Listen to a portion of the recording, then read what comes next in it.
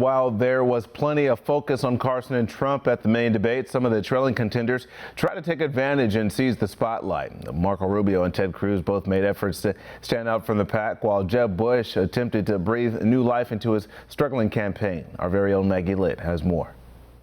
The performances of Marco Rubio and Ted Cruz are arguably the most important and anticipated of the night. They're both well positioned in third and fourth place respectively and have consistently come away with strong debate performances. They've also snagged key endorsements. Marco Rubio is an establishment favorite who's managed to shed the title of the Jeb Bush mentee. Rubio offers a fresh, young face and could potentially appeal to minority groups with his Cuban heritage and immigrant background. But critics argue Rubio doesn't have the experience to be president and attack him for his desolate voting record. Tuesday night, Rubio came out strong in the first answer, arguing against proponents of raising the minimum wage. If you raise the minimum wage, you're going to make people more expensive than a machine. And that means all this automation that's replacing jobs and people right now is only going to be accelerated. Here's the best way to raise wages. Make America the best place in the world to start a business or expand an existing business. Tax reform and regulatory reform. Make higher education faster and easier to access, especially vocational training. For the life of me, I don't know why we have stigmatized vocational education. Welders make more money than philosophers. Rubio also discussed how the U.S. is faced with fierce global competition, but is struggling to stay competitive due to its high corporate tax rate. Then there is Ted Cruz. Cruz has largely defied all categories, as he is a politician positioned as an outsider.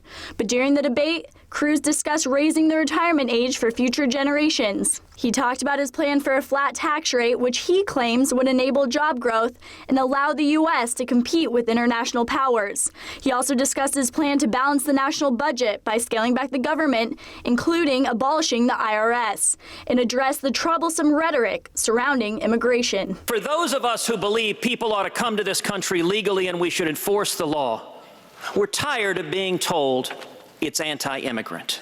It's offensive.